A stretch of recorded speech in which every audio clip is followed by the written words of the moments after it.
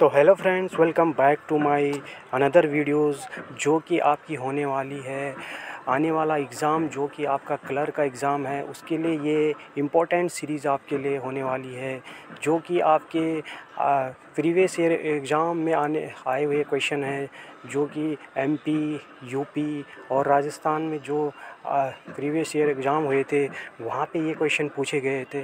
तो मैं आपके लिए ये क्वेश्चन बिल्कुल छांट के लाया हूँ जो कि आपके आगामी एग्ज़ाम जो कि कलर का है उसके लिए इम्पोर्टेंट सीरीज़ होने वाली है। तो ये है आपके जनरल साइंस का जो कि जनरल साइंस का ह्यूमन साइकोलॉजी से तो इम्पोर्टेंट क्वेश्चन है आपके। तो चलते हैं, ये दूसरी सीरीज़ होगी।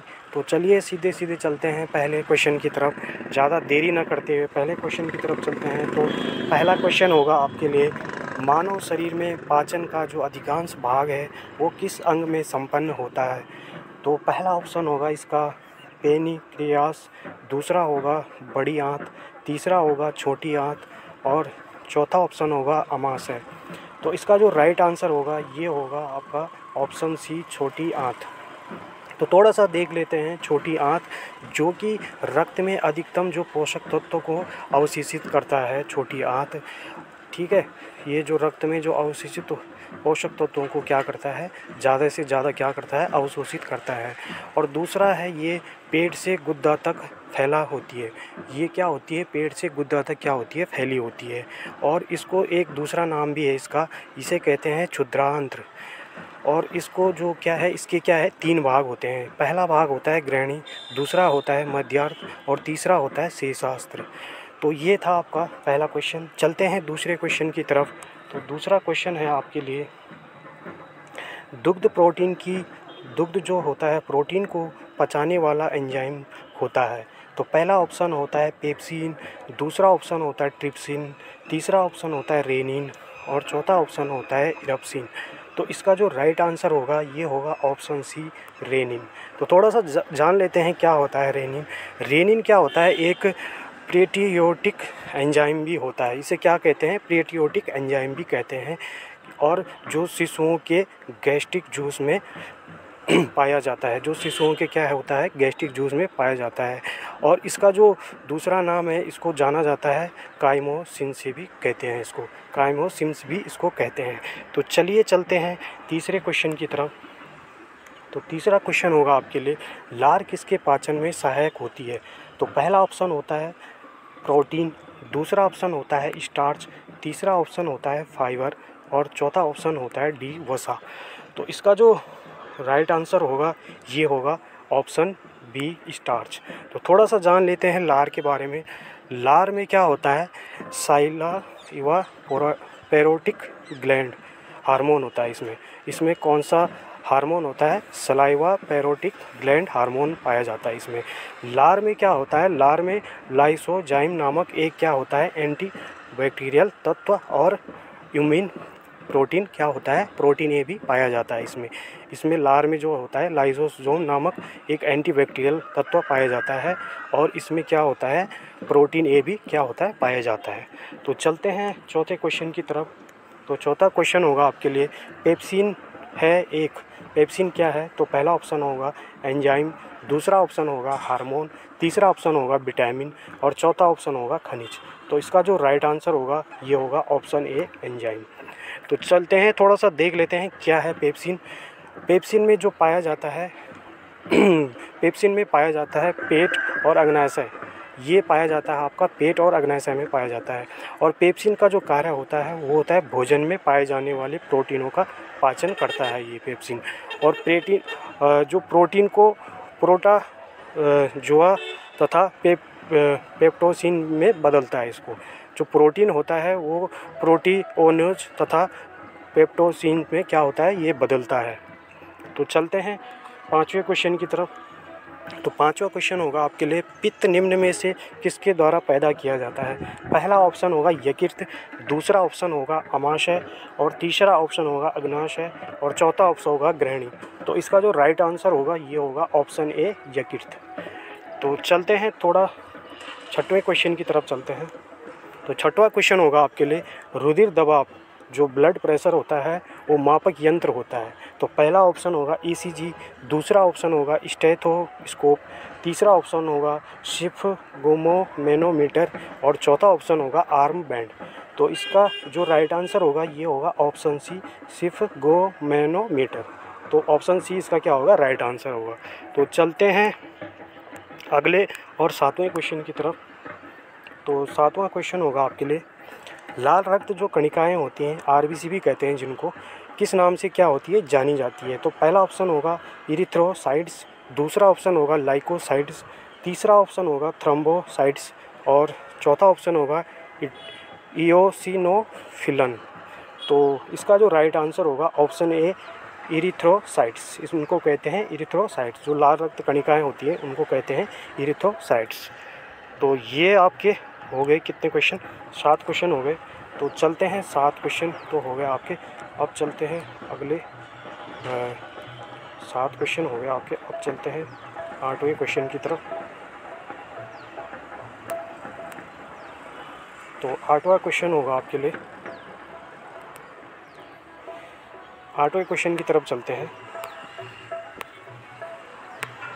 तो 8वां क्वेश्चन चलते हैं सीधे 8वें क्वेश्चन की तरफ। तो 8वां क्वेश्चन होगा आपके लिए, मानव शरीर की सबसे बड़ी जो कोशिका है उसे क्या कहते हैं। तो पहला ऑप्शन होगा श्वेत रक्त कोशिका, दूसरा ऑप्शन होगा लाल रक्त कोशिका, तीसरा ऑप्शन होगा तंत्रिका कोशिका और चौथा ऑप्शन होगा इनमें से कोई नहीं। तो इसका जो राइट आंसर होगा ये होगा ऑप्शन सी, तंत्रिका कोशिका। तो चलते हैं 9वें क्वेश्चन की तरफ। तो 9वां क्वेश्चन होगा आपके लिए, मानव शरीर में सबसे छोटी अंतःस्रावी ग्रंथि कौन सी है। तो इसका जो पहला ऑप्शन होगा ये होगा अधिवक्र ग्रंथि, दूसरा ऑप्शन होगा अवटु ग्रंथि, तीसरा ऑप्शन होगा पीयूसी ग्रंथि और चौथा ऑप्शन होगा अग्नाशय। तो इसका जो राइट आंसर होगा ये होगा ऑप्शन सी, पीयूसी ग्रंथि। चलते हैं आपका 10वें क्वेश्चन की तरफ। तो 10वां क्वेश्चन होगा आपके लिए, 10वें क्वेश्चन की तरफ चलते हैं।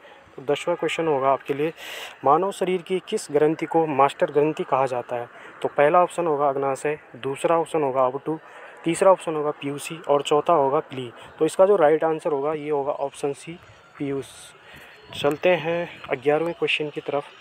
तो 11वां क्वेश्चन होगा आपके लिए, मनुष्य के शरीर की सबसे छोटी ग्रंथि है। तो मनुष्य के जो शरीर की सबसे छोटी ग्रंथि है वह कौन सी है। तो पहला ऑप्शन होगा यकृत, दूसरा ऑप्शन होगा थायराइड, तीसरा ऑप्शन होगा पिट्यूटरी और चौथा ऑप्शन होगा लार ग्रंथि। तो इसका जो राइट आंसर होगा ये होगा ऑप्शन सी, पिट्यूटरी। तो थोड़ा सा जान लेते हैं, महत्वपूर्ण जो ग्रंथि होती है ये होती है मानव की जो ये होती है महत्वपूर्ण ग्रंथि भी होती है। और ये क्या होती है, मस्तिष्क में हार्मोन की जो होती है वृद्धि करती है, हार्मोन की वृद्धि करती है ये ग्रंथि। तो चलते हैं 12वें क्वेश्चन की तरफ। तो 12वां क्वेश्चन होगा आपके लिए, शरीर में सबसे बड़ी अंतःस्रावी ग्रंथि कौन सी है। तो पहला ऑप्शन होगा थायराइड, दूसरा ऑप्शन होगा पैराथायराइड और तीसरा ऑप्शन होगा एड्रिनल और चौथा ऑप्शन होगा पिट्यूटरी। तो इसका जो राइट आंसर होगा ये होगा ऑप्शन ए, थायराइड। सबसे बड़ी जो होती है अंतःस्रावी ग्रंथि होती है थायराइड। तो चलते हैं 13वें क्वेश्चन की तरफ। मनुष्य के आंसू में कौन सा एंजाइम होता है जिससे क्या होता है, जीवाणु मर जाते हैं। तो पहला ऑप्शन होगा अमाइलेज, दूसरा होगा यूरिएज, तीसरा ऑप्शन होगा लाइसोजाइम और चौथा ऑप्शन होगा टाइलिन। तो इसका जो राइट आंसर होगा ऑप्शन सी, लाइसोजाइम। तो लाइसोजाइम क्या होगा, इसका जो होगा राइट आंसर होगा।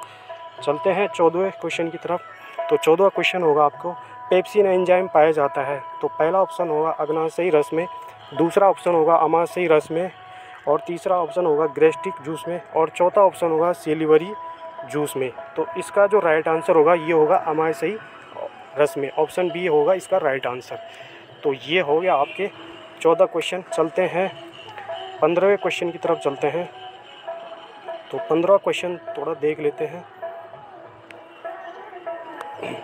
15वां क्वेश्चन है आपका, इनमें से रक्त दाब का मापक यंत्र कौन सा है। तो पहला ऑप्शन होगा स्पेरोमीटर, दूसरा होगा एनीमोमीटर, तीसरा होगा स्फिग्मोमेनोमीटर और चौथा ऑप्शन होगा एमीटर। तो इसका जो राइट आंसर होगा ये होगा स्फिग्मोमेनोमीटर। ऑप्शन सी क्या होगा इसका राइट आंसर होगा। तो चलते हैं 16वें क्वेश्चन की तरफ। तो 16वां क्वेश्चन होगा आपके, शरीर में हीमोग्लोबिन का कार्य है। पहला ऑप्शन होगा ऑक्सीजन का परिवहन करना, दूसरा ऑप्शन होगा जीवाणु को नष्ट करना, तीसरा ऑप्शन होगा रक्तलप्तता का रोकना, चौथा ऑप्शन होगा लोहा का उपयोग। तो इसका जो राइट आंसर होगा ये होगा ऑप्शन ए, ऑक्सीजन का परिवहन करना। तो शरीर में जो हीमोग्लोबिन होता है उसका कार्य क्या होता है, ऑक्सीजन का परिवहन करना होता है। चलते हैं 17वें क्वेश्चन की तरफ। श्वसन का नियंत्रण मस्तिष्क के किस भाग से किया जाता है? तो पहला ऑप्शन होगा अधसचेतक, दूसरा होगा अनुमस्तिष्क, तीसरा होगा मेडुला ऑब्लिंगेटा और चौथा ऑप्शन होगा घ्राणपाली। तो इसका जो राइट आंसर होगा ये होगा option C, medulla oblongata. Option C क्या होगा इसका राइट आंसर होगा। चलते हैं 18वें क्वेश्चन की तरफ। आयोडीन युक्त हार्मोन कौन सा है? तो पहला ऑप्शन होगा थायराक्सिन, दूसरा ऑप्शन होगा इंसुलिन, तीसरा ऑप्शन होगा एड्रेनलिन और चौथा ऑप्शन होगा टेस्टोस्टेरोन। तो इसका जो राइट आंसर होगा ये होगा ऑप्शन ए, थायराक्सिन। तो आयोडीन में जो युक्त हार्मोन होता है वो होता है थायरोक्सिन। तो चलते हैं 19 क्वेश्चन की तरफ। हार्मोनों में से कौन सा रक्त जो होता है कैल्शियम और फास्फेट को विनियमित करता है?